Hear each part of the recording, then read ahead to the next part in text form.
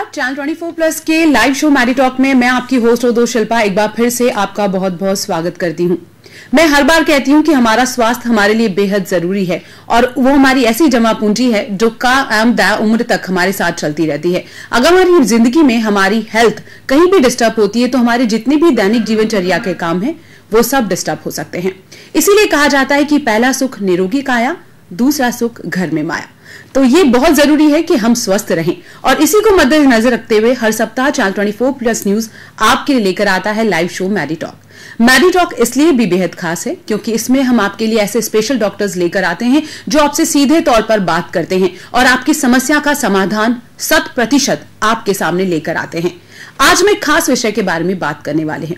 कुछ ऐसे रोग हैं जिनका नाम सुन के ही हमारे मन में एक डर बैठ जाता है, जैसे कैंसर, एड्स। इनके बारे में यह भी कहा जाता है कि ये लाइलाज है, जानलेवा है और इनके बारे में खास तौर पर अभी जो मानसिकता चल रही है कि हम खुले तौर पर बात नहीं करना चाहते, लेकिन वाकई में ये इतनी गंभीर बीमारियां हैं जिनके बारे में आपको जागरूक होना ही चाहिए। क्या है ये बीमारी, कैसे होती है रोकथाम और क्या क्या बचाव किया जा सकता है, इन सब के बारे में आज बात करने के लिए हमारे साथ मौजूद हैं एक खास डॉक्टर अशोक कलवार, जो आपसे सीधे तौर पर बात करेंगे कैंसर के बारे में। आपके जहन में कोई भी सवाल हो, कोई भी संशय हो, आप सीधे तौर पर स्क्रॉल हो रहे नंबर पर फोन कर उनसे बात कर सकते हैं और जब तक आप हमें कॉल करें हम आपको रूबरू करवाते हैं डॉक्टर अशोक कलवार से। सर, आपका हमारे कार्यक्रम में बहुत बहुत स्वागत है। नमस्कार सर, मैंने दर्शकों को ये अभी बताया कि कैंसर एक ऐसा रोग है जिसके बारे में बहुत सारा डर लोगों के बीच में है। आज मैं खुले तौर पर दर्शकों के साथ आपसे उस बारे में बात करने वाली हूँ, लेकिन सबसे पहले हम कुछ आपके बारे में जानना चाहते हैं। मैं कैंसर विशेषज्ञ हूँ। कैंसर की 3-4 ब्रांचेज है, उसमें एक ब्रांच है मेडिकल ऑन्कोलॉजी जी। मैं इसका विशेषज्ञ हूँ। इसके साथ ही मेरे राजकीय सेवा के कार्य के दौरान, क्योंकि हमारे वहाँ बीकानेर में रेडियोथेरेपी विभाग भी था, तो हमारे प्रिंसिपल साहब के आग्रह के कारण मैंने रेडियोथेरेपी में भी एक डिग्री ले ली। इसलिए मैं 2 विधाओं का विशेषज्ञ हूँ, रेडियोथेरेपी और मेडिकल ऑन्कोलॉजी। मेरा बचपन से ही था डॉक्टर बनने का स्वप्न, और जब डॉक्टर की पढ़ाई पूरी हुई तो मुझे लगा कि मुझे उस बीमारी के लिए काम करना चाहिए जो बहुत कठिन है। आज से 30 साल पहले कैंसर के बारे में सोचना, किसी डॉक्टर के लिए इसमें विशेषज्ञता करना, इसके लिए लोग उस समय हमारे साथी लोग मजाक उड़ाते थे जी। कि ये कैंसर में क्या करोगे जाकर के, कैंसर में कुछ तो होता ही नहीं है, सबको मरना ही है, तुम वहाँ क्या करोगे। लेकिन मुझे मालूम था एक बहुत असाध्य बीमारी है और इलाज के साथ साथ इसमें कुछ अनुसंधान भी मुझे करना चाहिए, क्योंकि जब तक हम कुछ नई चीजें खोज करके लोगों के सामने नहीं लाएंगे और हमेशा ये कहते रहेंगे कि ये लाइलाज है, इसका कुछ नहीं हो सकता, किसी को कैंसर हो गया तो मर जाएगा, ये मुझे मंजूर नहीं था। और इसलिए मैंने अपने सभी साथियों की उपेक्षा के बाद भी मैंने इस सब्जेक्ट का चयन किया और मैंने अपने आप को कैंसर विशेषज्ञ बनाने में निर्णय किया और आज मैं इस रूप में हूँ। फिर था भी अध्ययन के बाद लगा कि काम कहाँ करना चाहिए, तो राजस्थान में उस समय बीकानेर का एक बहुत पुराना नाम है, जहाँ पर महाराजा गंगा सिंह जी के समय, आज़ादी के आसपास, उससे पहले की बात है, कैंसर उपचार की विधाएं वहाँ आई थी। पश्चिमी उत्तरी राजस्थान का एक बहुत अच्छा केंद्र उस जमाने से है और मैंने भी सोचा कि अगर मैं वहाँ काम करूंगा तो शायद ज़्यादा अच्छा काम कर पाऊंगा। और इसलिए मेरा राजकीय सेवा में चयन होने के बाद में जब पदस्थापन हुआ तब 1992 में मैं बीकानेर गया और 2014 तक मैं वहाँ बीकानेर में ही रहा। वहाँ पर आचार्य तुलसी कैंसर अनुसंधान केंद्र, जो वहाँ की मेडिकल कॉलेज है, उस सरदार पटेल मेडिकल कॉलेज, उसका ही हिस्सा है, वहाँ पर मैंने काम किया। और उसके बाद अंत में 2 वर्ष के लिए लगभग यहाँ पर संपूर्ण मेडिकल कॉलेज जोधपुर में MDM अस्पताल का जो कैंसर विभाग है, मैंने यहाँ पर भी काम किया। और लगभग ये 25 वर्ष की सेवा के बाद में मैंने राजकीय सेवा से स्वैच्छिक सेवानिवृत्ति ली और फिर बाहर अब सेवा दे रहा हूँ। आज हम जो बात करने वाले हैं और जिनके बारे में बात कर रहे हैं, आपने खुद एक बात छेड़ी कि पहले के वक्त और अब के वक्त में कैंसर को लेके एक स्वरूप चेंज हुआ है। पहले बहुत ज्यादा मानसिकता थी कि इस बीमारी का मतलब कोई तोड़ नहीं है तो इसमें क्यों काम करना है, लेकिन सर मैं वही जानना चाहती हूँ कि पीछे के वक्त को और आज चलते इस वर्तमान वक्त में आपको क्या तब्दीली लगी कि कैंसर के बारे में कितना डेवलपमेंट हुआ है? बहुत अच्छा डेवलपमेंट हुआ है। सबसे पहले तो कैंसर को हम जल्दी पकड़ने में काफी हद तक कामयाब हुए, जो पहले नहीं था, जैसे हम डायग्नोसिस कहते हैं। जनता में भी भ्रांति थी और हमारे पास भी इतने संसाधन तब नहीं थे। अब हम कैंसर को बहुत जल्दी पकड़ सकते हैं। बहुत सारे कैंसर ऐसे होते हैं जिनके लक्षण पता चल जाते हैं, और अगर हमारे पास जल्दी आ जाता है तो उन लक्षणों के आधार पर कई ऐसी जांचें हमारे पास, जैसे biopsy, FNAC, CT scan, MRI, nuclear medicine की इमेजिंग, या आधुनिकतम तकनीक ये भी है। ऐसी बहुत सारी तकनीक है जिसके आधार पर हम लोग कैंसर को जल्दी पकड़ लेते हैं। और दूसरा, कैंसर फैल करके अन्य जगह पर जाए उससे पहले और पकड़ना, ये और भी हमारे लिए अब काफी आसान हुआ है। और इस कारण से उस समय जो मरीज लाइलाज होते थे, अब बहुत सारे मरीज इलाज की श्रेणी में आ गए हैं। फिर उस समय शल्य चिकित्सा और मेडिकल ऑन्कोलॉजी ये दोनों ही अपर्याप्त अवस्था में थे, यूं कहना चाहिए, क्योंकि इसके लिए बहुत संसाधनों की आवश्यकता होती थी, वो उस समय उपलब्ध नहीं थे। भारत में इसके ट्रेनिंग सेंटर भी बहुत कम थे। तो अब तो शल्य चिकित्सा भी यहाँ तक कि जोधपुर और ऐसे हर एक प्रदेश में भारत में जो मध्यम स्तर के जो शहर है वहां पर भी इसकी शल्य चिकित्सा होने लग गई। जब मैं विद्यार्थी था उस समय, या जब मैंने बीकानेर ज्वाइन किया उस समय, हमारे कीमोथेरेपी, मेडिकल ऑन्कोलॉजी जो सब्जेक्ट है उसमें बहुत गिनती के दवाएं हुआ करती थी, और वो भी इतनी टॉक्सिक होती थी कि कई बार तो एक बार मरीज को लगा दी तो दूसरी बार वो आता ही नहीं था, क्योंकि साइड इफेक्ट बहुत ज्यादा होते थे। तो उनकी सहन शक्ति की भी और धैर्य की भी परीक्षा होती थी, और बीमारी के साथ होती थी। लेकिन आज हमारे पास इतने अच्छे ड्रग्स हैं, इतनी अच्छी दवाइयां हैं कि हम बहुत सारे कैंसर को जीत चुके हैं। यहाँ तक कि कुछ ब्लड कैंसर भी ऐसे हैं जिनको हमने जीत लिया है। और विशेषकर ल्यूकीमिया में ALL acute lymphoblastic leukaemia, CML chronic myeloid leukaemia, CLL chronic lymphocytic leukaemia, ऐसे कैंसर है जिसमें हमने वाकई बहुत अच्छी जीत हासिल की है। ऐसे ही माताओं में होने वाले ब्रेस्ट कैंसर, बच्चेदानी का जो शरीर कैंसर, इसको भी लगभग हम लोगों ने जीत लिया है। तीसरी स्टेज तक भी हम लोग अब क्योर करने लग गए हैं। ऐसे ही माताओं में ओवरियन कैंसर है, उसको भी हम तीसरी अवस्था तक भी हम आजकल क्योर कर लेते हैं। और मुंह के कैंसर में भी बहुत अच्छी क्रांति हुई है। आज से 30 साल पहले अगर किसी को मुंह का कैंसर हुआ, इसका मतलब उसकी मृत्यु तय है। लेकिन दुख की बात तो ये थी कि मुंह का कैंसर केवल मुंह में ही फैलता है, ये और अंग बहुत देरी से जाता है या जाता भी नहीं कई बार। और इस कारण से मुंह में उसके कैंसर की ऐसी स्थिति भयावह बन जाती थी कि 1 साल, 2 साल, 3 साल, कई बार लंबे समय तक परिवार के लिए भी और मरीज के स्वयं के लिए भी बहुत ही दयावान स्थिति होती थी। उस स्थिति के साथ गोभी का फूल जैसा बन गया, बहुत बड़ा घाव हो गया, मुंह में खड्डा हो गया, मुंह से कुछ जाता है तो इधर से बाहर निकल रहा है, ऐसी गले में बहुत मोटी मोटी गांठें हो रही है। उस अवस्था में भी वर्षों तक वो जीते थे, तो बहुत कठिन होता था। लेकिन आजकल अब ये हो गया कि बहुत सारे मुंह के कैंसर को तो हमने जड़ से खत्म करने और जीतने की स्थिति में भी आ गए। और बहुत सारे कैंसर अगर लेट स्टेज में अगर आए भी हैं तो वो जब तक जीवित है उस भयावह स्थिति में नहीं जिएगा, ऐसी अवस्था आजकल है। जी, अच्छा सर, जैसे कि तंबाकू, गुटखा ऐसी चीजें जो आजकल की युवा अवस्था के जो बच्चे हैं वो इतने बुरे सेवन कर रहे हैं और उसकी वजह से कैंसर को बढ़ावा मिल रहा है, लेकिन क्या ऐसी बुरी आदतों के अलावा भी ऐसी संभावनाएं रहती हैं जिनसे मुंह में कैंसर हो जाता है, क्या ऐसा कुछ है? हाँ, जर्दा गुटखा तो क्या सबसे बड़ा कारण है, इसमें कोई दो राय नहीं है। और हम जब विद्यार्थी थे तब बच्चों में या कम उम्र में मुंह के कैंसर नहीं देखने को मिलते थे। ज्यादातर कैंसर के रोगी मुंह के आते थे वो 60, 70, 80 साल के बुजुर्ग लोग ही आते थे।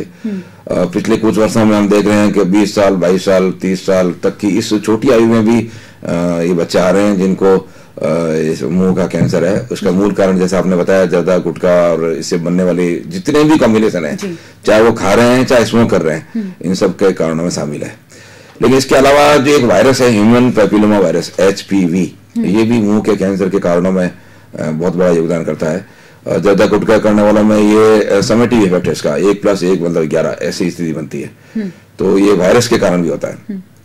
फिर दूसरे जो अन्य कारण है, मुंह में दांत भी कभी कभी कैंसर का कारण बन जाता है। ये बहुत ही लोगों को आश्चर्यजनक लगेगा लेकिन सत्य है। अगर किसी का कोई दांत तीखा है और लगातार गाल में या जीभ पर लगातार वो इरिटेट कर रहा है, उसको तलवार की धार की तरह हमेशा कट करता रहता है, घाव बन रहा है, तो घाव बनता रहता है, तो ये कुछ वर्षों बाद धीरे धीरे ये तीखे दांत भी कैंसर के कारण में परिवर्तित हो जाते हैं और कैंसर हो जाता है। अच्छा, तो ये अधिक कॉमन कारण तो यही है। बाकी जो अन्य कारणों में है वो कैंसर के वो सामान्य शरीर के सारे कैंसरों से जुड़े हुए हैं। उनमें ये ऑर्गेनिक खेती लगभग समाप्त हो गई ऐसा मुझे लगता है। कुछ जगह होती होगी, सब जगह किसान लोग बहुत भारी मात्रा में अनियंत्रित केमिकल और पेस्टिसाइड का उपयोग कर रहे हैं। तो ये शरीर के कहीं भी अंगों में किसी भी जगह पर कैंसर का कारण बन सकता है, जैसे मुंह भी बनता है। मैं बीकानेर बहुत साल रहा तो वहां पर 90% मरीज हमारे पंजाब, हरियाणा और राजस्थान की इस कृषि बेल्ट से ही आते थे, ग्रीन बेल्ट से ही आते थे। और उन सब लोगों में एक ही बात कॉमन सब में थी कि वो सब लोग कृषि कार्य में जुड़े हुए हैं और नित्य आने उनकी जो खेती के जो उनके काम होते हैं उनमें भारी मात्रा में पेस्टिसाइड और उसका फर्टिलाइजर्स का उपयोग करते हैं। वो अपने हाथों से ही उसका प्रोसेसिंग करते हैं, तो उनके नाखूनों में भी बहुत अधिक मात्रा में ये पेस्टिसाइड भर जाता है, केमिकल भर जाता है जी। और वो ढंग से नाखून काटते भी नहीं है, उसी हाथों से थोड़ा सा धोया या नहीं धोया उसी से खाना खा लेते हैं। तो हमने वहां पर देखा कि एक किसान अपने नाखूनों के माध्यम से कई किलो पेस्टिसाइड 10-15 साल में खा लेता है। ऐसे ही अगर आप कभी इस पंजाब की तरफ ट्रेन में जाएं, हरिद्वार वाली जो ट्रेन है इसमें जम्मू तवी में, तो जो ही आप बीकानेर क्रॉस करके और लूणकरण से आगे जाएंगे तो ये ग्रीन बेल्ट चालू हो जाती है, नहरी बेल्ट है। खेती के दिनों में वहां पर पेस्टिसाइड और ये का छिड़काव भी करते हैं बहुत अधिक मात्रा में लोग, तो उसकी जो स्मेल होती है, सुगंध होती है, वो आपको अनुभव लगेगा, आपका दम घुटने लग जाएगा आप ट्रेन में बैठे हो तो। कई बार इतनी खतरनाक उनकी सुगंध ट्रेन में यात्रियों को या बसों में या उसमें यात्रियों को लगती है। तो अगर हम बाहर वाले जो उधर से गुजर रहे हैं उनको इतना पेस्टिसाइड मिल रहा है, तो वो जो स्वयं काम करते हैं उनका तो अपन कल्पना ही कर सकते हैं कि कितना पेस्टिसाइड उनको मिलता होगा। अब कई लोग कह सकते हैं कि ये तो उनके किसानों को तो क्या हो रहा है, हमें क्यों हो रहा है, बाकी लोगों को क्यों हो रहा है। तो जो किसान है वो प्राइमरी यूजर है, इसलिए उनकी कैंसर की जो रिस्क है वो आम लोगों की तुलना में बहुत ज्यादा है, और इसलिए पंजाब तो लगभग कैंसर के एटम बम की तरफ बन चुका है। तो वहाँ का सबसे बड़ा रीजन जो कारण है वो यही है कि इस तरह के पेस्टिसाइड जो बिल्कुल बहुत भारी मात्रा में पेस्टिसाइड का उपयोग हो रहा है। फिर दूसरा, पंजाब की नहरों का एक भी समस्या और है, वहाँ पर वहाँ जितनी भी केमिकल इंडस्ट्रीज है उन सबका जो वेस्ट है वो केमिकल वेस्ट भी वो लापरवाही पूर्वक नहरों में छोड़ देते हैं। तो वो नहरों में वो केमिकल वाला पानी भी आ रहा है जो अदर देन फार्मिंग एग्रीकल्चर से होता है केमिकल, वो भी बहुत भारी मात्रा में वो नहरों में छोड़ देते हैं। और वो पानी भी नहर का पानी जहां तक भी जा रहा है, चाहे राजस्थान में आ रहा है, उसमें वो उसका आ रहा है। तीसरा, वहां पर जो खेती उन्होंने पेस्टिसाइड फर्टिलाइजर का इतना अधिक उपयोग कर लिया कि वहां की मिट्टी भी जहरीली हो चुकी है अब तो। उस मिट्टी में जो फसल उगती है वो तो जहरीली है ही है, वहां पानी का अधिक उपयोग करने से दलदल बन गया है, और वो जो सारा पानी है वो रिस करके जमीन में नीचे भी जा रहा है और वो पानी नहरों में भी मिल जाता है। इसलिए जहां ये दूर तक जा रहा है उसको हम सेकेंडरी यूजर कहेंगे। सेकेंडरी यूजर का मतलब होता है कि जो सीधा यूज नहीं हो रहा है, हमारे पास अप्रत्यक्ष रूप से आ रहा है। तो जो हम चाहे गेहूं का उपयोग कर रहे हैं, चाहे सब्जियों का उपयोग कर रहे हैं, चाहे अपने यहाँ जोधपुर में भी मथानिया बेल्ट में बहुत अधिक मिर्ची के लिए पेस्टिसाइड का उपयोग होता था। अब वो ये बेल्ट तो लगभग पानी की कमी से भी और मिर्ची की दृष्टि से भी देखें तो लगभग बर्बाद हो चुका है। तो सेकेंडरी यूजर भी इस कारण से कैंसर रिस्क में आता है, क्योंकि उनको भी कुछ न कुछ मात्रा में पेस्टिसाइड मिल रहा है। फलों में भी बहुत अधिक है, चाहे फल केवल पंजाब ही नहीं और कहीं से भी आता है, तो फलों में तो बहुत अधिक पेस्टिसाइड का उपयोग होता है। कई बार कोई ऐसा फल जो सामान्यतः भारत में कम उपलब्ध है, पूरा एक्सपोर्ट होता है, वो फल भारत में कभी एकदम अचानक आधी कीमत में मिलने लगता है, तब हमको लगता है कि शायद वो एक्सपोर्ट क्वालिटी में उनकी पेस्टिसाइड की मात्रा उनकी इतनी अधिक थी वो रिजेक्ट हो गया, और रिजेक्ट होने के बाद उनको फिर भारत का बाजार इनको खपने के लिए दिखता है, और इसलिए वो यहाँ पर उसको खपाते हैं, तो फिर सस्ते फल मिलते हैं। अभी थोड़े दिन में सर्दियों के होली के आसपास अंगूर आएगा, अंगूर में तो बहुत भारी मात्रा में पेस्टिसाइड का उपयोग किया जाता है। आप उसको अंगूर का फल लीजिए और उसको पानी में रख दीजिए थोड़ी देर के लिए, 2 घंटे पर, और उस पानी को फिर आप थोड़ी देर खुला छोड़ दीजिए। आप देखेंगे अगर मक्खी भी उस पर आके बैठती है तो मर जाएगी। तो जिस केमिकल से, पेस्टिसाइड से अगर मक्खी मर रहे हैं, कीड़े मर रहे हैं, तो आदमी क्यों नहीं मरेगा? बस मात्रा का ही तो फर्क है। उनके वजन की और अपनी वजन की तुलना करेंगे तो अपना वजन ज्यादा है, इसलिए उनकी तुलना में ज्यादा मात्रा चाहिए अपने को इसका कैंसर होने के लिए या मृत्यु का कारण बनने के लिए। तो इसलिए ये सेकेंडरी यूजर का कारण है जो इस रूप में आ रहा है। एक सामान्य जानकारी है जिसके बारे में हम लोगों को बिल्कुल भी नॉलेज नहीं है देखा जाए तो, कि इसका मतलब तो ये जो हम घर में सब्जियां इस्तेमाल करते हैं हमें बहुत बेहतर ढंग से उनको धोना चाहिए, इस्तेमाल करना चाहिए। हाँ, धो करके भी खाएंगे तो बहुत अच्छी बात है कि धोना ही चाहिए, क्योंकि केवल पेस्टिसाइड नहीं, शहरों के आसपास तो जो शहरों का जो वेस्ट ड्रेन जाता है उस ड्रेन को, उससे भी लोग सब्जी उगाते हैं। बिल्कुल सही है। तो उसमें बहुत सारे और भी समस्याएं हैं उनमें, लेकिन धोने से भी बहुत कुछ हद तक तो पेस्टिसाइड केमिकल जो ऊपर कवर्ड है वो कम हो जाएगा। हाँ। जो प्लांट के थ्रू अंदर होकर गया उसका क्या, तो हम क्या कर सकते हैं? जी बिल्कुल सही तो रहेगा उसमें। जी। फिर दूसरे जो अन्य कैंसर के कारण है इसके अलावा वो आजकल युवा पीढ़ी के लिए मैं जरूर कहना चाहूंगा क्यों सबसे अधिक वही इससे ग्रस्त है, और वो है बाजार का जंक फूड खाते हैं वो लोग। जी। हमारे यहाँ पुराने जमाने में माता जी कहती थी कि भाई आटा बच गया गूंदा हुआ तो उसको रखते नहीं थे कभी भी जी, सही। उसको रोटी बना करके गाय को देते थे, कुत्ते को देते थे, लेकिन आटा गूंद के नहीं रखते थे कभी भी जी। अब आजकल तो हर घर में फ्रिज में आटा गूंद के रखने की परंपरा हो गई है। वक्त की कमी है, वक्त का तकाजा है, इसीलिए सबका, हाँ बिल्कुल सही बात है, यही चेंजेस आ रहे हैं। तो लेकिन वो रात का सुबह का शाम इस तरह से चलता रहता है तो बहुत सारे केमिकल्स इस दौरान इसमें विकसित हो जाते हैं जो बनते हैं और वो हमारे लिए कार्सिनोजेनिक होते हैं, कैंसर के कारण बन सकते हैं। लेकिन अगर बाजार में वही ऐसा पुराना खाना मिल रहा है तो निश्चित रूप से कोई न कोई केमिकल प्रोसेस उसमें किया हुआ है। तो पुराने जमाने में कहते थे नहीं कि ठंडा आया खाएंगे तो राक्षस पैदा हो जाएंगे, इसलिए मत रखो, भूत आएंगे। तो भूत क्या, यही जब कैंसर हो जाएगा तो राक्षस भूत जैसे ही और क्या है। तो इसलिए उसी खाने को अगर प्रोसेस करके बाजार में महीनों तक रखा जाता है, अच्छी सुंदर चमकीले पैकिंग में रख करके रखते हैं, तो हम अनुमान लगा सकते हैं कोई न कोई पेस्टिसाइड तो उन्होंने डाला होगा। जीवाणु को मारने के लिए, उसको खराब होने से रोकने के लिए केमिकल प्रिजर्वेटिव डालते हैं और अधिकांश केमिकल प्रिजर्वेटिव कार्सिनोजेनिक है, उनसे कैंसर होता ही है। यद्यपि अंतर्राष्ट्रीय स्तर पर इनकी मात्रा पर पीपीएम जो होती है उसकी निर्धारित है, उससे ज्यादा नहीं होना चाहिए, लेकिन हमारे यहाँ तो सबको मोह लालच है, एक ही दिन में सबको करोड़पति अरबपति बनना है, तो एक ही दिन में पैसे कमाने हैं, तो वो उन ये नहीं सोचते आगे उसका क्या होगा, खाने वालों का क्या होगा, बहुत अधिक डालो ताकि खराब ही नहीं हो बिल्कुल ही। तो खाना तो खराब नहीं होगा लेकिन उसका सेहत जरूर खराब हो जाएगी जो इसको खाएगा। ऐसी पानी है, आप अपने घरों में 2-3 दिन मटकी को में पानी चेंज मत करो और उसको रखो तो तीसरे चौथे दिन तो आपको अंदर कीड़े दिखने लग जाएंगे। और वो भी बाजार में जाके देखिए आप, हर दुकान पर शानदार बोतलों की लाइन लगी हुई है, चमकीली कलर भरा हुआ उसके अंदर, कोल्ड ड्रिंक्स दुनिया भर के भरे पड़े हैं और हम लोग वो इस्तेमाल करते हैं। तो उस पानी को अगर वो 6 महीने या साल भर की जो भी उनकी एक्सपायरी डेट लिखी रहती है उस तक वो रखते हैं तो ऐसे तो नहीं रह सकता वो उसमें तो केमिकल पेस्टिसाइड उन्होंने डाले भी है। हमारे भारत के IIS और ऐसे बहुत सारे साइंस के इंस्टीट्यूट है, उन लोगों ने अध्ययन भी किया और उन्होंने यहाँ तक कि कई मल्टीनेशनल कंपनियों को भी प्रश्न चिन्ह खड़ा किया उन्होंने कि उनके देशों में जो पर पीपीएम उनकी पेस्टिसाइड की मात्रा है उसकी तुलना में भारत में कहीं ज्यादा है। और फिर हमारे यहाँ उनको रखने का तरीका भी बहुत धूप में रखी रहती है दिन भर लोग ताकि पिए देखे उसको तो वो और पता नहीं कितना उसमें उसकी टॉक्सिसिटी बढ़ाते होंगे। तो ये एक बहुत बड़ा आधार इसका कैंसर का बनता जा रहा है क्योंकि इसमें बहुत अधिक पेस्टिसाइड है और हमारे घरों में फ्रिज में शायद नींबू और छाछ और ये बहुत कम मिलेंगे, आजकल ये ज्यादा मिलता है। फास्ट फूड और कोल्ड ड्रिंक्स ये बहुत ज्यादा अवेलेबल, सही बात है। ऐसे ही बाजार के बने हुए जो आते हैं जो बहुत दिनों पहले बन जाते हैं फिर उसको बाद में थोड़ा रीप्रोसेस करके या थोड़ा रीयूज करके और केवल जीभ के स्वाद के लिए। सर जैसे मैं बीच में रोकना चाहूंगी आपको, जैसे मिठाइयाँ रंग बिरंगी आती हैं, पापड़ भी आजकल पहले के जमाने से चले आ रहे जो तल के खाते हैं वो सब कलरफुल होते हैं, क्या वो कलर भी? बिल्कुल, जितने भी कलरिंग एजेंट्स होते हैं ये नेचुरल कलर्स बहुत कम यूज किए जाते हैं क्योंकि बहुत महंगे भी होते हैं और उनसे इतनी सुंदरता भी नहीं आ पाती कई बार। वो स्वाभाविक थोड़ी बहुत सुंदरता दे सकते हैं, कलर दे सकते हैं अगर नेचुरल कलर यूज किए तो, लेकिन आजकल जितने भी सिंथेटिक कलर्स यूज कर रहे हैं और सिंथेटिक कलर्स और हेवी मेटल्स इनमें लगभग समानता है, बहुत सारे हेवी मेटल्स इसमें होते हैं और ये अधिकांश कार्सिनोजेनिक है, इसलिए चमकदार मिठाइयाँ, कलर्ड मिठाइयाँ ये सब खाना उचित नहीं है। और वही बात है कि हमारा थोड़ा स्वभाव ऐसा है कि हमें जिस चीज के लिए मना किया जाए वो चीज हम सबसे पहले करेंगे, तो शायद आप बिल्कुल सही कह रहे हैं यहाँ पे। मेरा एक और सवाल है सर, महिलाओं और पुरुषों की बात की जाए अनुपात में तो किसके अनुपात में ज्यादा कैंसर के केसेस नोटिस किए जाते हैं, महिलाओं में या पुरुषों में? अपने अलग अलग देशों में अलग अलग स्थिति है। अपने देश में भारत की बताऊंगा, हमने वहाँ बीकानेर हुए थे, इस पर भारत सरकार के Indian council of medical research और भारत सरकार के डिस्ट्रिक्ट कैंसर कंट्रोल प्रोग्राम और हमारे हॉस्पिटल बेस्ड जो ट्यूमर रजिस्ट्री थी इसके आधार पर मैंने बहुत अध्ययन किया, भारत सरकार को भी हमने रिपोर्ट भेजी थी।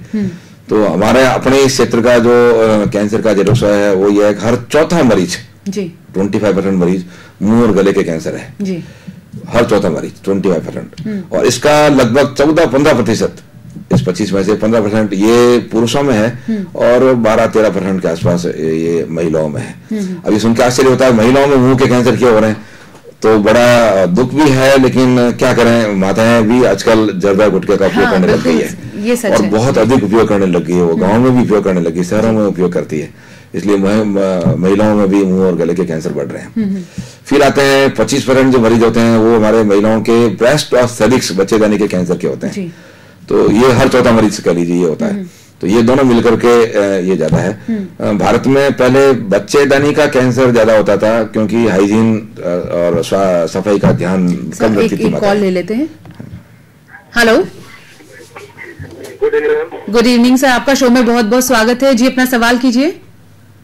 मैम मैं डॉक्टर से पूछना चाहता हूँ कि मेरे लेफ्ट हैंड साइड में एक गांठ सी हो रखी है, उसमें पेन हो रहा है, तो क्या ये गांठ जो है वो कैंसर की हो सकती है, या ऐसे क्या सिम्टम्स है जिससे कि मुझे पता पड़े कि कैंसर की है या कैंसर की नहीं है? शरीर के किस हिस्से में बताइए आपने? सॉरी, कौन से पार्ट में, बॉडी के आपके किस पार्ट में है वो? सीने के लेफ्ट हैंड साइड में, चेस्ट के नीचे। चेस्ट के नीचे, ठीक है। जी। हाँ, देखिए ऐसा है कि एक हम बात सामान्यतः बताते हैं, सारी गांठें कैंसर नहीं होती जी सर। उसमें से कुछ गांठें ही कैंसर की होती है। कैंसर की गांठ हम तब कहेंगे जब वो बहुत कम समय में बहुत तेज गति से बड़ी गांठ बन जाती है। अच्छा। शॉर्ट टाइम में बड़ी गांठ बन जाना तो कैंसर की रिस्क कहलाएगी। अगर वर्षों से कोई छोटी सी गांठ है, पड़ी है और दर्द नहीं कर रही है और वो शांति से बड़ी पड़ी है, ज्यादा उनकी वृद्धि नहीं हो रही है, तो ऐसी गांठें कैंसर की नहीं होती। और इसलिए इस बारे में तो हमको हालांकि जांच तो जरूर करानी चाहिए अगर आपके मन में संशय है तो, लेकिन सारी गांठें कैंसर नहीं होती। तो अगर आपको डर है तो जरूर इसकी जांच करवाएं। अच्छा सर, अभी जब आप कह रहे थे कि महिलाओं में ब्रेस्ट और जब बच्चेदानी के कैंसर होते हैं, तो डायग्नोस, क्योंकि गांव की महिलाओं में ये डायग्नोस कैसे होगा? चलिए यहाँ की महिलाएं तो फिर भी समझ जाती हैं। जैसा मैंने बताया, किसके विशेषकर हाइजीन और सफाई संबंधित समस्याओं के कारण महिलाओं में बच्चेदानी का कैंसर ज्यादा होता था। तो इसलिए पहले 15% के आसपास बच्चेदानी का कैंसर और 10-12% के आसपास ब्रेस्ट कैंसर।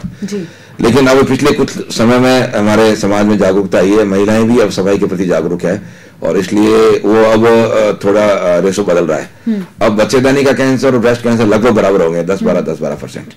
लेकिन ब्रेस्ट कैंसर भी एक बहुत बड़ा कारण हमारे माताओं में है। वैसे तो जितने भी मैंने कारण बताए वो ब्रेस्ट कैंसर के कारणों में भी होते हैं, लेकिन ब्रेस्ट कैंसर की विशेषता और है कि वो आनुवंशिक भी कुछ हद तक है, सब में नहीं होता।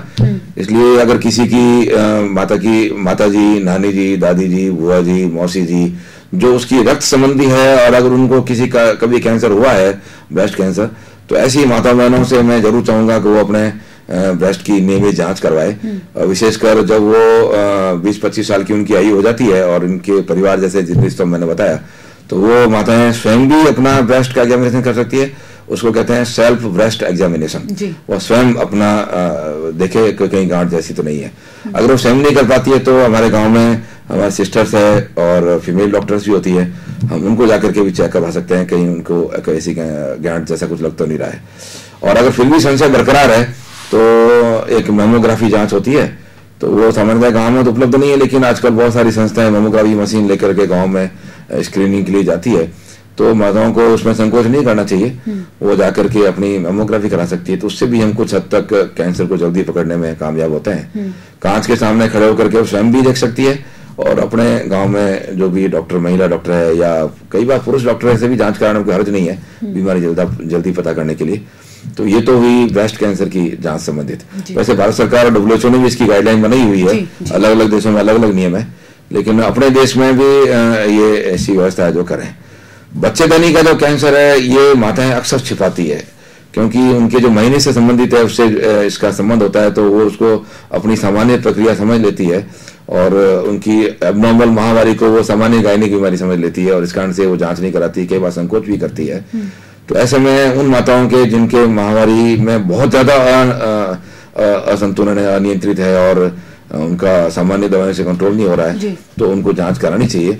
सबसे अच्छी जांच जो शुरुआत में सामान्य यहाँ गांव में सामान्य सिस्टर्स भी कर सकती हैं, उसको पैप स्मीयर जांच कहते हैं। बच्चेदानी के मुंह से कुछ कोशिकाएं ले लेते हैं। इसके लिए जो ट्रेंड नर्सिंग स्टाफ है या डॉक्टर हैं, सिस्टर्स हैं, फीमेल डॉक्टर्स हैं, उनकी भी इसमें स्पेशल ट्रेनिंग भी करते हैं हम लोग। बीकानेर में हमने बहुत सारी ट्रेनिंग ऐसी की थी, वो उसकी जांच ले लेती है, तो उससे बहुत जल्दी, बहुत प्रारंभिक अवस्था में बच्चेदानी के मुंह के कैंसर की हम जांच कर सकते हैं। लेट होने पर तो बायोप्सी और उससे भी पता चलता ही है, लेकिन जल्दी पता करने तो अच्छा है।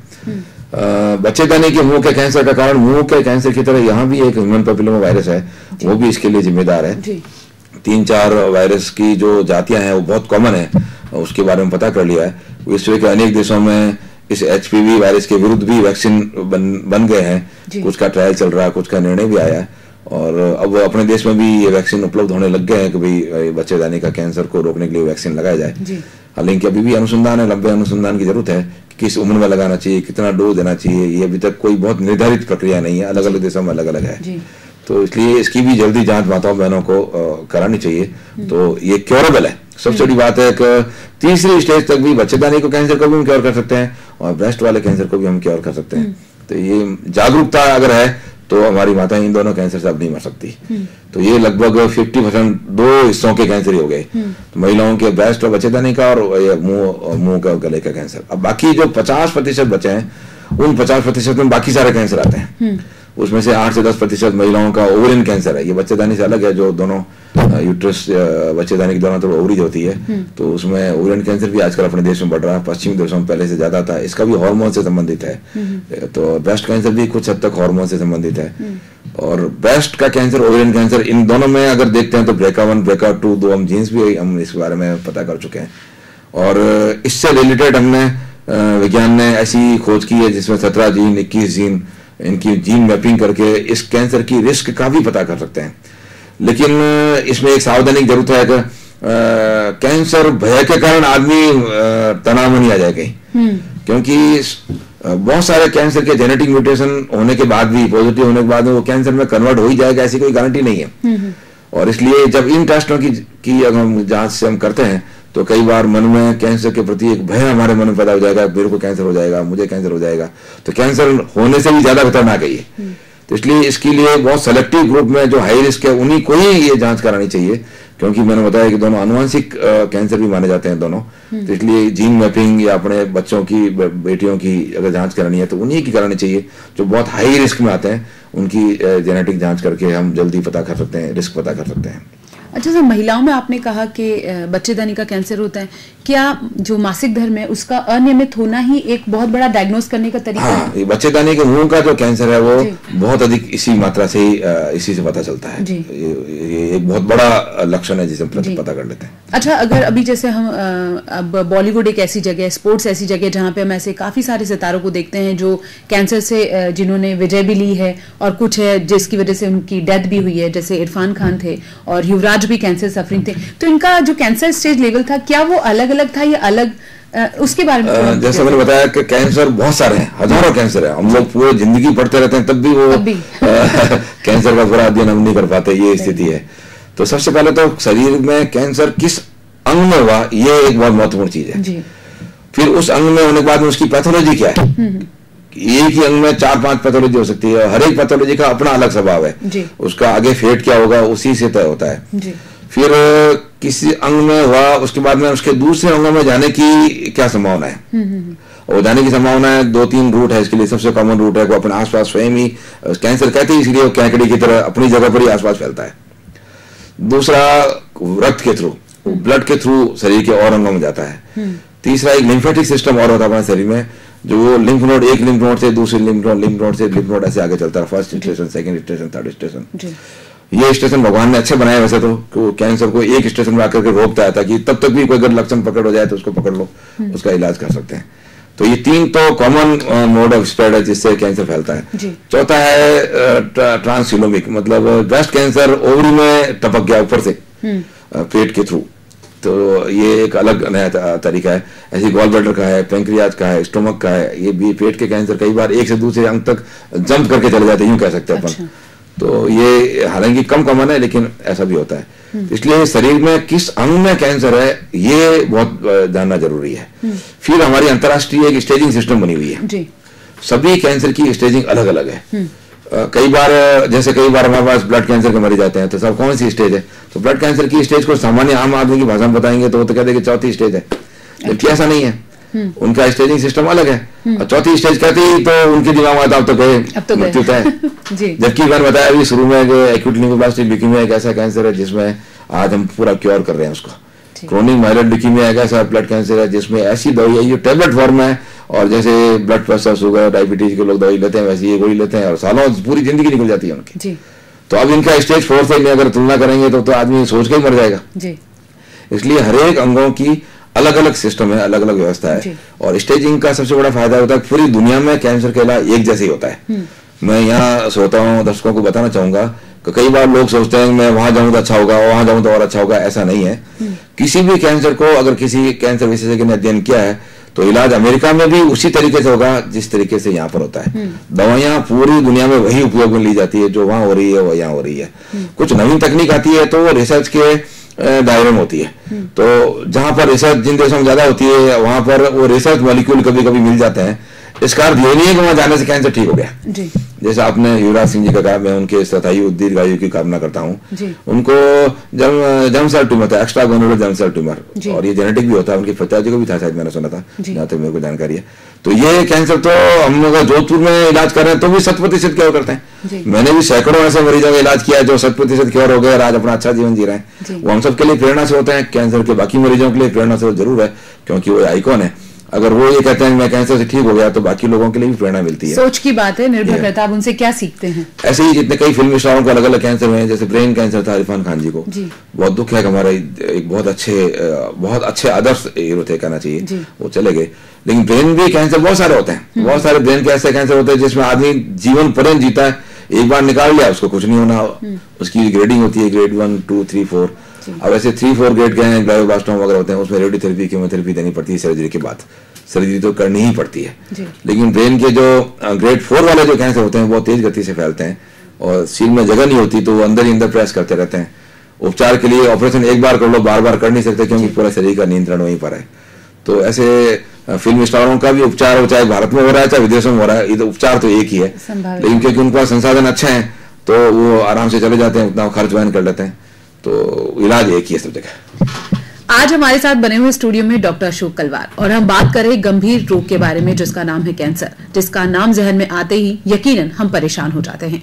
बातों का सिलसिला यूं ही जारी रहेगा। डॉक्टर अशोक कलवार से मैं भी सवाल पूछती रहूंगी और अपनी जिज्ञासाओं को शांत करती रहूंगी। उम्मीद है आपके जहन में जो सवाल है उनका समाधान आपको मिल रहा होगा। लेकिन फिलहाल शो में यहाँ ले लेते एक छोटा सा ब्रेक, मिलते हैं छोटे से ब्रेक के बाद।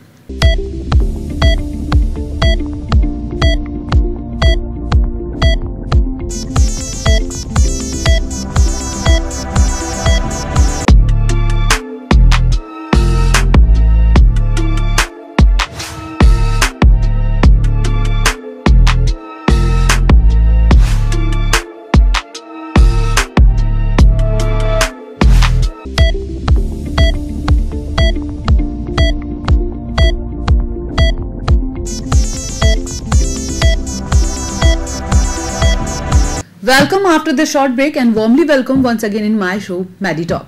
आज हमारे साथ एक स्पेशल डॉक्टर बैठे हैं, डॉक्टर अशोक कलवार, और कैंसर के बारे में हम बात कर रहे हैं। आपके जहन में कोई सवाल है आप कॉल कर सकते हैं, और अगर कोई सवाल ना भी है तो आप इस पूरे कार्यक्रम को बेहतर ढंग से देखिए, आपको कोई ना कोई नई जानकारी कैंसर के बारे में जरूर मिलेगी। जब तक आप कॉल करते हैं मैं सवालों का सिलसिला एक बार फिर से शुरू करती हूँ। सर, आपका कार्यक्रम में बहुत बहुत स्वागत है एक बार फिर से। हम कैंसर के बारे में बात कर रहे हैं, तो अब मैं जानना चाहती हूँ कि महिलाओं पुरुषों के अनुपात की भी बात हुई, इनके कारण की भी बात हुई, ये डायग्नोस कैसे किया जाता है? सबसे पहले तो कैंसर की प्रक्रिया क्या है वो बताना चाहूंगा। जी बिल्कुल। कुछ कारणों की तो मैंने चर्चा की थी, एक ये केमिकल और सारे ये करते क्या है जी।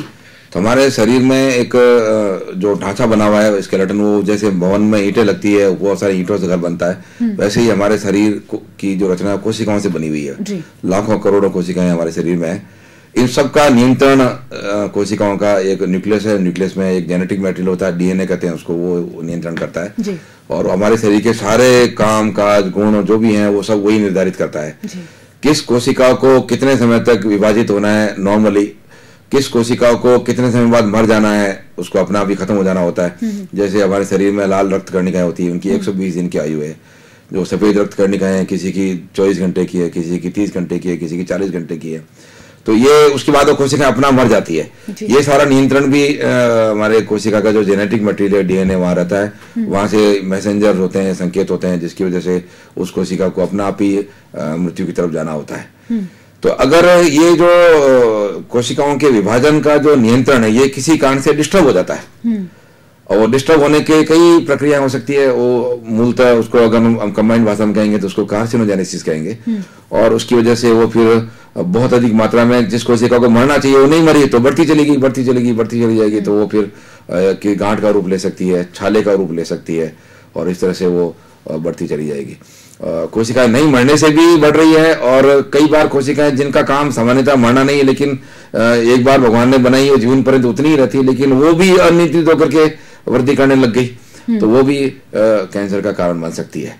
तो सामान्यतः जो कैंसर जो दिखाई पड़ता है, चाहे मुंह में दिख रहा है, चाहे शरीर के किसी अंग में दिखता है, तो या तो वो छाले के रूप में होता है या गांठ के रूप में होता है। ये 2 कॉमन फॉर्म है। और तीसरा फॉर्म लिक्विड फॉर्म में जो ब्लड कैंसर है, वो पूरे शरीर में उसका एक अपना अलग प्रवाह है। अब छाले और गांठ की जांच ये बहुत जरूरी है। सभी छाले कैंसर नहीं होते, सभी गांठें कैंसर नहीं होती, लेकिन इनमें कैंसर की एक रिस्क रहती है जिसको जानना जरूरी है। अब जैसे मैंने बताया मुंह के कैंसर है, तो मुंह में कैंसर में जब लंबे समय तक अगर छाले हो गए हैं और वो ठीक नहीं हो रहे हैं, तो कैंसर की जांच की आवश्यकता जरूर रहेगी। अब कोई जर्दा खा रहा है, गुटखा खा रहा है, तो उसके छाले एक दिन में नहीं होते, या कई बार अपन ने कोई गर्म चीज खा ली छाले हो गए, या पेट खराब हो गया छाले हो गए, तो वो कैंसर के कारण नहीं होते। लेकिन जर्दा गुटखा खाने वालों में जो कैंसर की प्रक्रिया इस तरह से होती है, सबसे पहले या जबड़ा में जकड़न आने लगती है, वो फाइब्रोसिस, सब म्यूकोसल फाइब्रोसिस कहते हैं।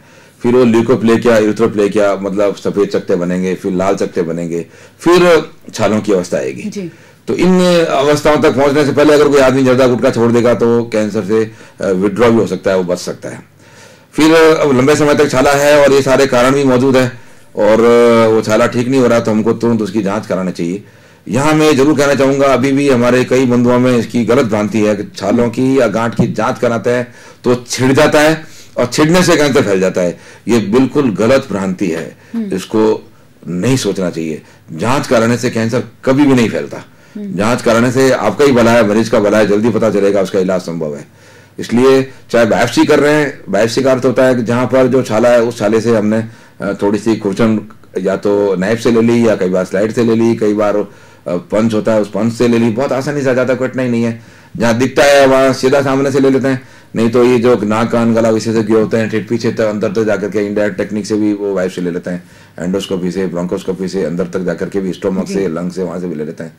तो बायोप्सी ले सकते हैं। कभी कभी कैंसर मान लो गांठ के रूप में गले में आ गया, या शरीर में और कहीं भी है, तो और इस चमड़ी से ढका हुआ है, तो हम बायोप्सी करने से पहले एक निडल डाल करके, FNAC कहते हैं उसको, फाइन निडल एस्पिरेशन साइटोलॉजी, उसमें से हम कुछ कोशिकाएं निकाल लेते हैं गांठ में से, और फिर हमारे जो पैथोलॉजिस्ट होते हैं वो बहुत हमारे रीढ़ की हड्डी है पैथोलॉजिस्ट। जैसे किसी सर्जन के पीछे रीढ़ की हड्डी उसकी एनेस्थेटिस्ट की होती है, अगर वो बेहोश करेगा तभी तो ऑपरेशन करेगा।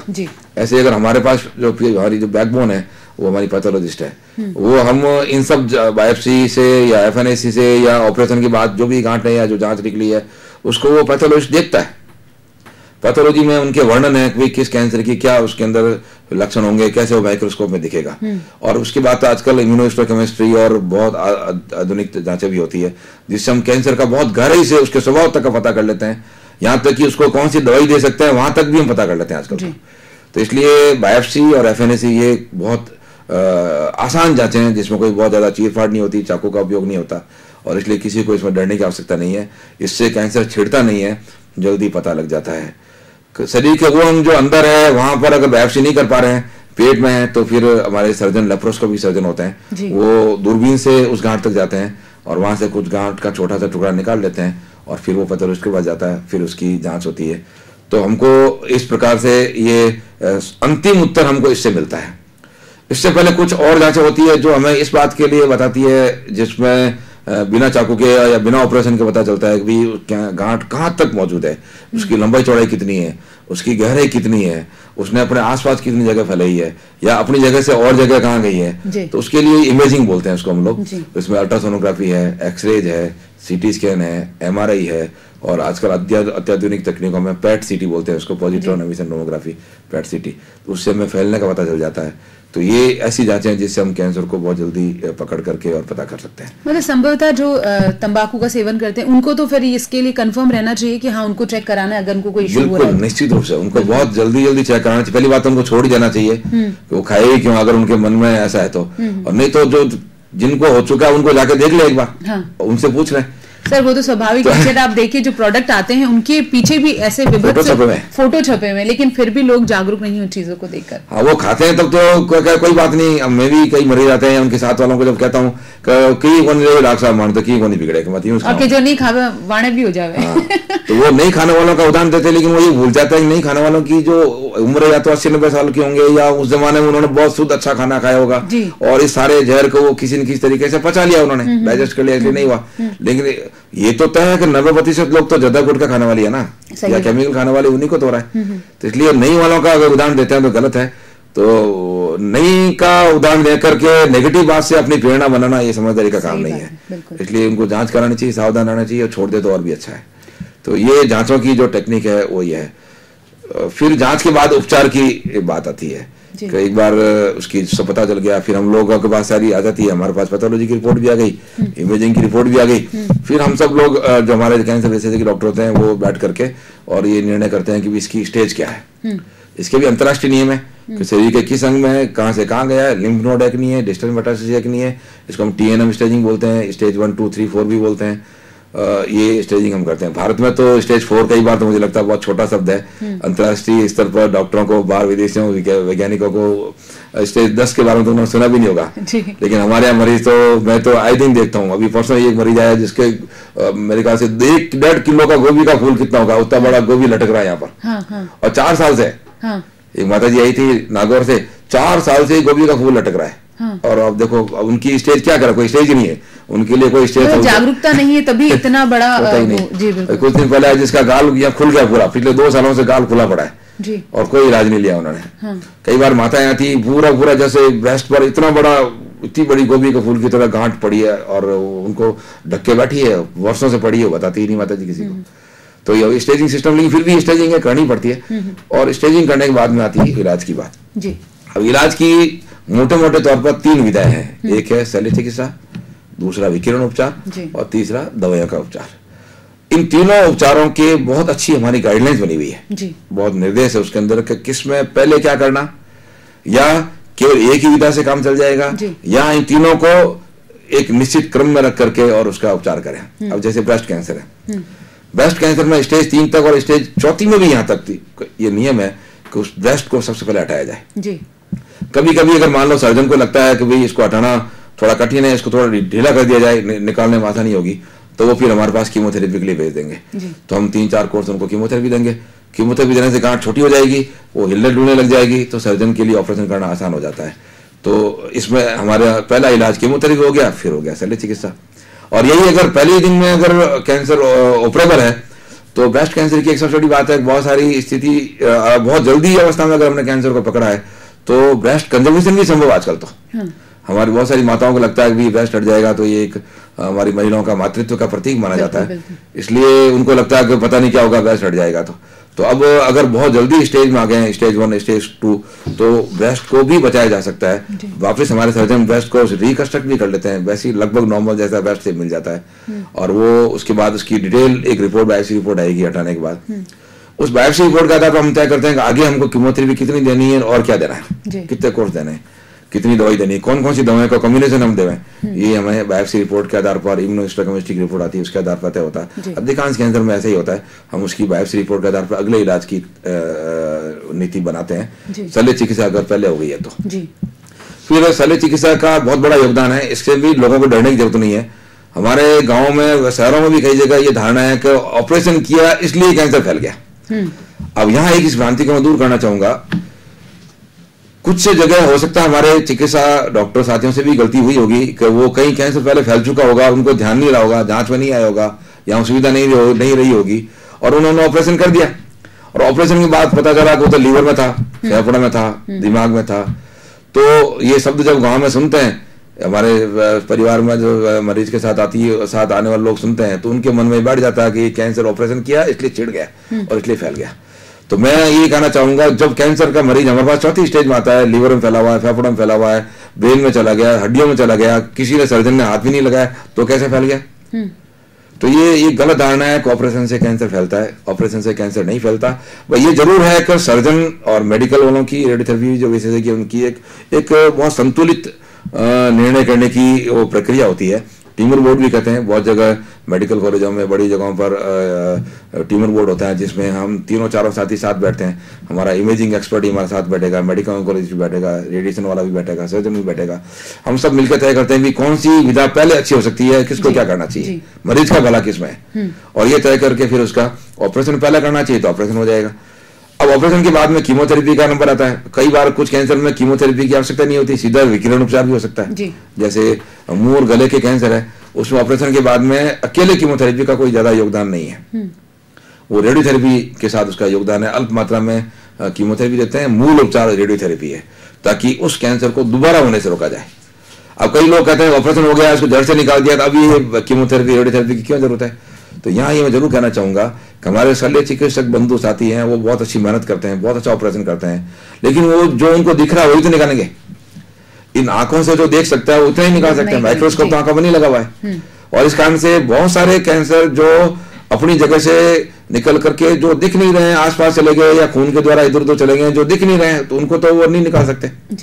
तो उन सूक्ष्म कैंसर के कोशिकाओं को जो दूर जा चुकी है या जाने की संभावना है, या दोबारा कहीं ऑपरेशन के बाद जो वापस घाव भरता है तो घाव में कहीं फंस के रह जाती है, तो वो उन कोशिकाओं के कारण वापस दोबारा कैंसर होने का खतरा रहता है। तो इस दोबारा होने से रोकने के लिए कि कैंसर एक बार ऑपरेशन हो गया दोबारा नहीं होना चाहिए, तो विशेषकर मुंह के कैंसर, ब्रेस्ट कैंसर, इन दो में, और बच्चेदानी कैंसर में, इन तीनों में तो बहुत बड़ा योगदान है, जिसमें ऑपरेशन और फिर रेडियो कीमोथेरेपी साथ साथ ये इनका उपयोग इस क्रम रहता है। अब रेडियोथेरेपी के बारे में बताना चाहूंगा, मेरा विषय कीमोथेरेपी में अंत में लूंगा। रेडियोथेरेपी के बारे में भी बहुत ज्यादा गलत धारणा है, और वो गलत धारणा ऐसी है कि हर गांव में ये ऐसी झूठी अवधारणा बन चुकी है कि किसी मरीज को सेक लगाया तो वो मर जाएगा। मैं हमारे सभी बंधुओं से कहना चाहता हूं कि रेडियोथेरेपी से कैंसर के रोगी नहीं मरते हैं।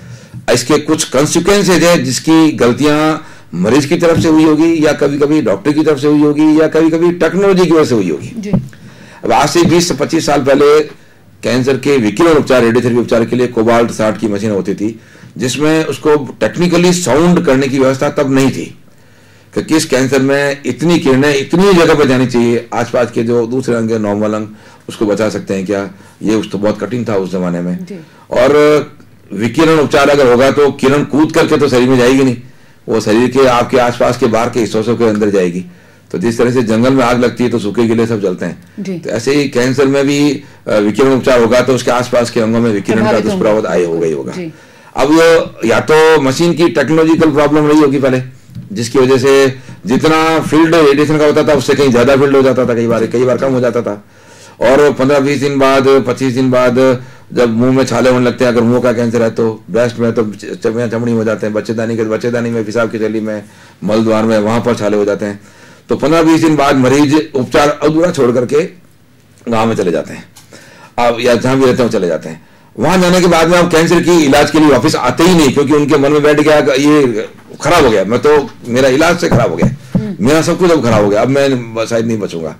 और दुर्भाग्य से कुछ समय बाद कैंसर तो अपनी गति से चल ही रहा, वो तो इलाज तो हुआ ही नहीं था उसका पूरा, अब मरीज मर गया।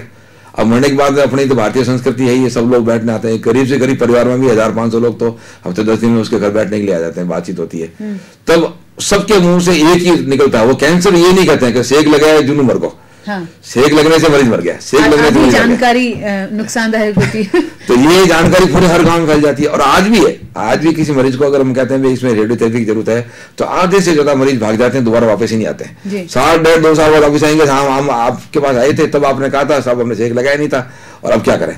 अब जब उस स्टेज में आता है तो न तो सेक कामयाब है, न कीमोथेरेपी कामयाब है, न सर्जरी कामयाब है। तो रेडियोथेरेपी विकिरण उपचार भी बहुत बड़ा उपचार का एक साधन है, इससे डरने की जरूरत नहीं है, पूरा इलाज कराएं।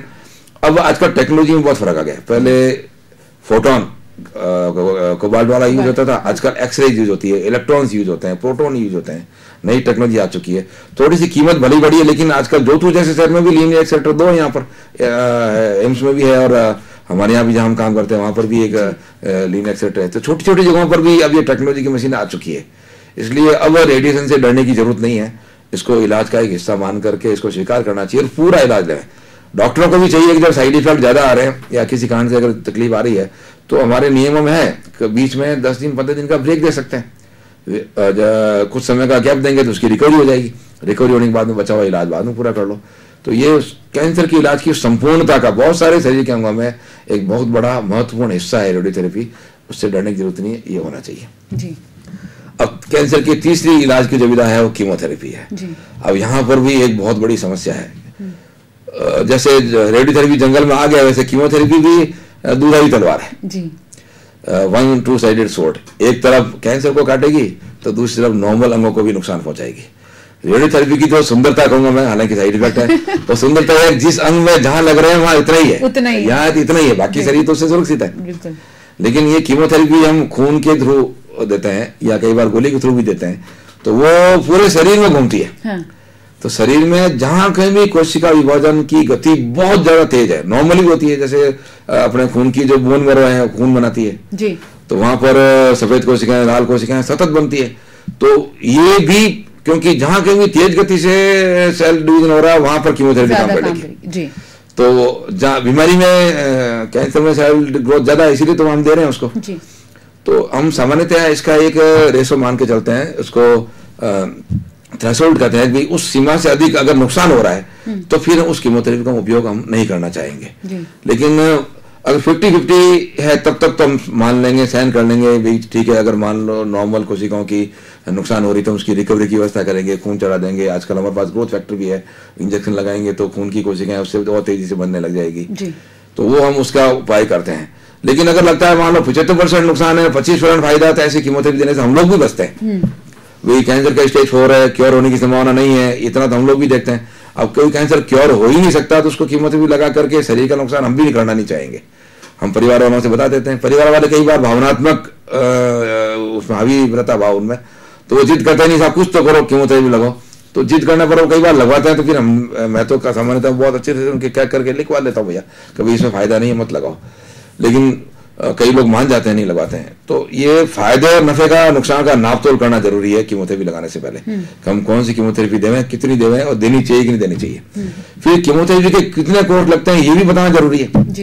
रेडियोथेरेपी वाली हालत यहाँ पर भी होती है। अगर किसी कीमोथेरेपी के मान लो 6 कोर्स लग रहे हैं तो 2-3 कोर्स में साइड इफेक्ट की वजह से मरीज घर जाके बैठ जाएगा। और साइड इफेक्ट भी कई तो हंसी मजाक वाले ही हैं, बाल उठ जाएंगे। हालांकि सारे कैंसर से बाल नहीं उठते, कीमोथेरेपी से नहीं उठते, कुछ दवाइयां ऐसी होती है जिनसे बाल उठते हैं। तो एक कोर्स लगा, बाल उड़ गए, बाल उड़ती पूरे गांव में यहाँ जहाँ आसपास रहता है कि ये तो मर गया, ये तो गया काम से, ये तो मर गया, ये गया काम से, ये धारणा फैल जाती है। और मरीज भी बेचारा सुनता है, कब तो मैं मर जाऊंगा, अब तो मैं मर जाऊंगा, मेरे पैसे भी लग रहे हैं, मेरा परिवार बर्बाद हो जाएगा, मैं मर जाऊंगा। तो फिर वो भी डर के मारे कीमोथेरेपी लगाने के लिए वापस नहीं आता। फिर कमजोरी भी आती है, थोड़ी बहुत कमजोरी आती है तो उसके कारण भी मरीज घर में बैठ जाता है।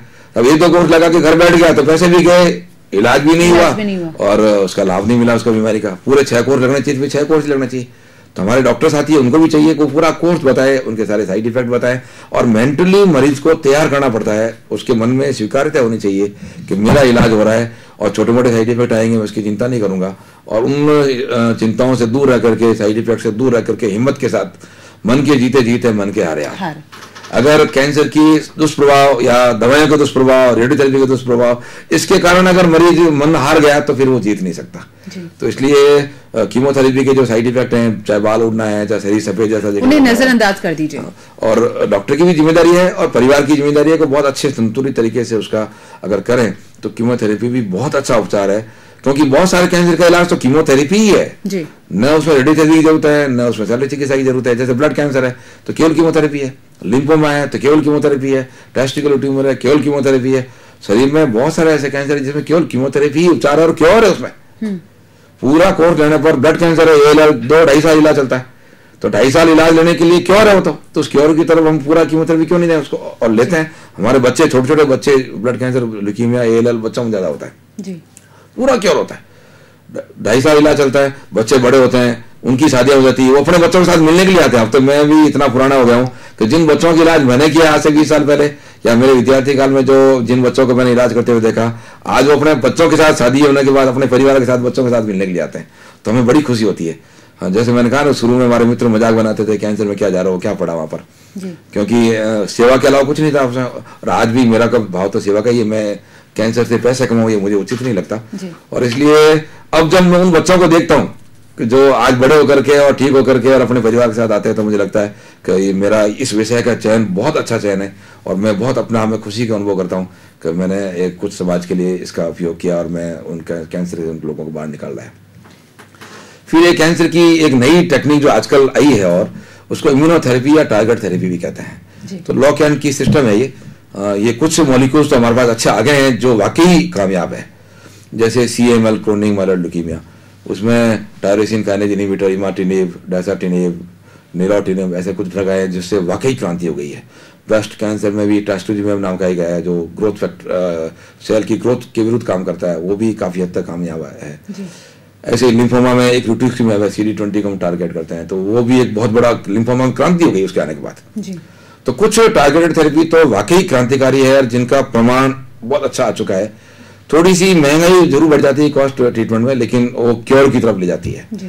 तो इसलिए ये इम्यूनोथेरेपी टारगेट थेरेपी में भी कुछ हिस्सा तो बहुत अच्छा अभी भी है। कुछ इम्यूनोथेरेपी टारगेट थेरेपी अभी एक्सपेरिमेंटल है, उनकी कीमत बहुत ज्यादा है। इसलिए कोई आदमी सोचता है कि स्टेज 4 है और मैं इम्यूनोथेरेपी टारगेट थेरेपी अब लगाऊंगा और लाखों रुपए खर्च करके मैं अपने मरीज को बचा लूंगा, तो ये तो समझदारी का काम नहीं है। हमारे डॉक्टरों को ये सोचना चाहिए कि जब कभी हम ऐसी बहुत महंगी की टारगेट थेरेपी इम्यूनोथेरेपी कीमोथेरेपी देते हैं तो नफा नुकसान देखना चाहिए कि मरीज की जिंदगी कितनी बढ़ेगी।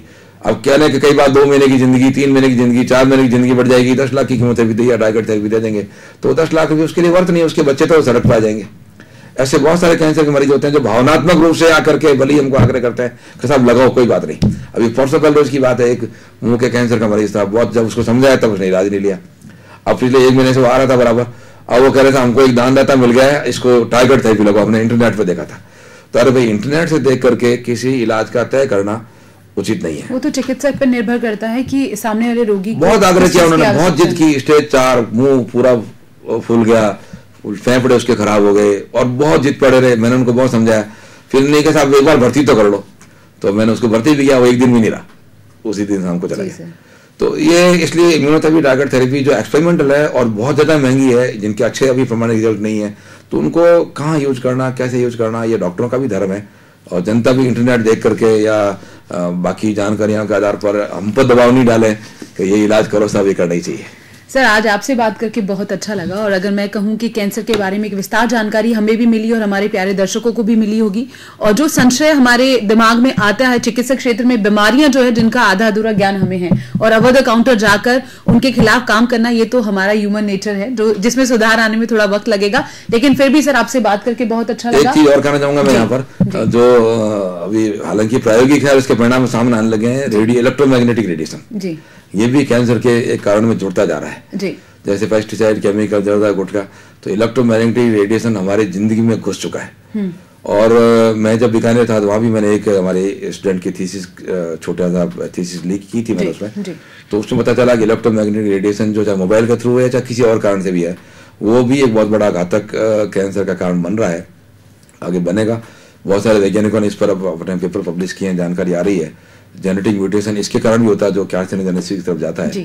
तो हमें इसका भी बहुत ही संतुलित उपयोग कैसे करना चाहिए, कहाँ आवश्यकता उतना उपयोग करना चाहिए, ये भी मैं अपने दर्शकों से और श्रोताओं से कहना चाहूंगा कि इसका भी बहुत ध्यान रखें। सर, बहुत बहुत शुक्रिया, आप स्टूडियो में आए, आपसे बात करके हमें बहुत कुछ सुनने और समझने का मौका मिला, बहुत बहुत शुक्रिया। आज डॉक्टर अशोक कलवार हमारे साथ थे। कैंसर के बारे में बहुत इत्मीनान से उन्होंने बहुत तब्दीली करके बहुत सी बातों को बहुत सरल तरीके से आपको समझाने की कोशिश की और ये बेहद जरूरी है कि हमें जागरूक होना होगा। अगर हम जागरूक होंगे तो यकीन मानिए ये रोग, ये बीमारियां आपसे बेहद दूर रहेगी। और जैसा कि मैंने शुरू में भी कहा, हमेशा एक ही बात कहती हूं, अपना ध्यान आप खुद रख सकते हैं। अपने लिए, अपने प्यार के लिए, खुद के प्यार के लिए, खुद के स्वाभिमान के लिए जागरूक रहिए। अगर आप जागरूक रहेंगे तो फिर आप हमेशा खुश रहेंगे। तो इन्हीं उम्मीदों के साथ और इन्हीं आशाओं के साथ अगले सप्ताह आपकी होस्ट हो दो शिल्पा एक बार फिर मैड टॉक के साथ आपके सामने हाजिर होगी। तब तक के लिए दीजिए आप हमें इजाजत। नमस्कार।